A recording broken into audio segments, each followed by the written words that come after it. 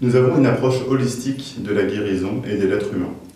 C'est-à-dire que l'homme n'est pas seulement un corps physique et que lorsqu'il tombe malade, souvent la maladie résulte aussi de problèmes intérieurs, que ce soit des problèmes de gestion de ses émotions ou des problèmes avec des conflits intérieurs qui effectivement peuvent rendre certaines de nos facettes malades ou immatures et nous amener également des conflits dans le monde extérieur.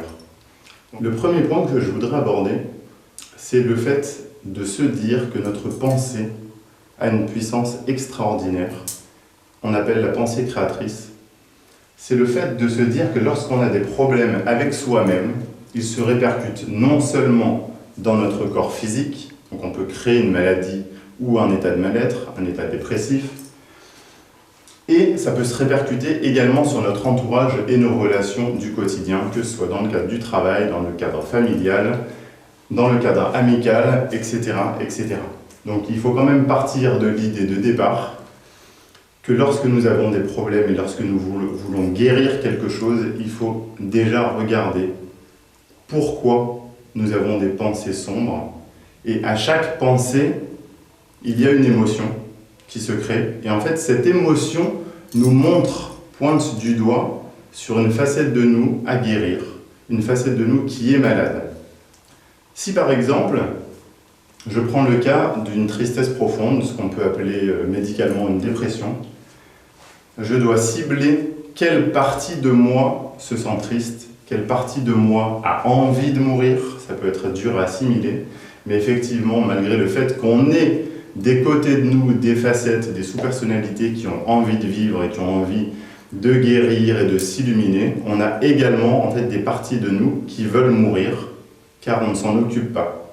Donc l'outil de guérison le plus simple, c'est déjà, dans un premier temps, de conscientiser quelles sont les parties de nous qui en ont marre de la vie, qui en ont marre des autres, qui en ont marre de nous-mêmes, et ensuite de les guérir. Les guérir, ça consiste déjà dans un premier temps à les faire exister. Les faire exister, se permettre, leur donner le droit de vivre, même des côtés de nous qui sont malades. Si par exemple, je me prends tout le temps au sérieux, j'ai appris depuis que je suis petit à me tenir correctement, finalement, la plus grande thérapie, ce serait juste de me permettre de faire n'importe quoi, de me permettre d'exister en tant qu'enfant un peu fou, de me dire, j'ai une demi-heure devant moi, j'ai beaucoup de travail ensuite, alors pendant cette demi-heure-là, je m'occupe de cet enfant intérieur qui est très connu dans beaucoup de spiritualité.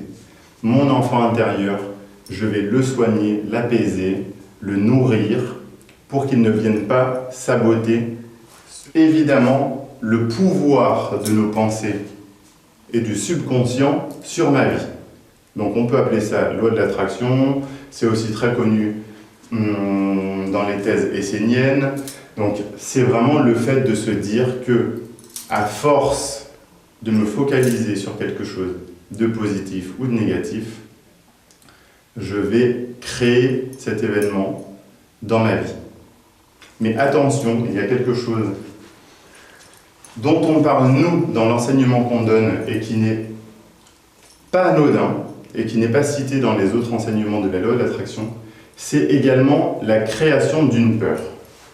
C'est qu'effectivement, c'est beau de dire « j'ai envie de devenir riche ». Par exemple, le problème matériel, c'est un problème récurrent dans notre société. J'ai envie de gagner de l'argent, j'ai envie de réussir ma vie professionnelle. Donc on peut se focaliser là-dessus tous les matins, se le dire 20 fois, l'écrire 50 fois par jour.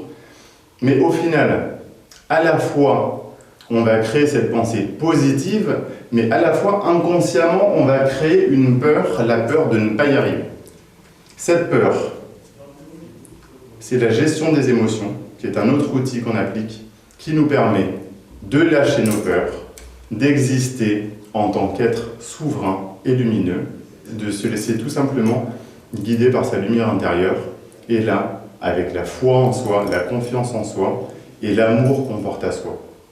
Ce sont les débuts, juste quelques exemples d'outils de guérison que nous apportons ici.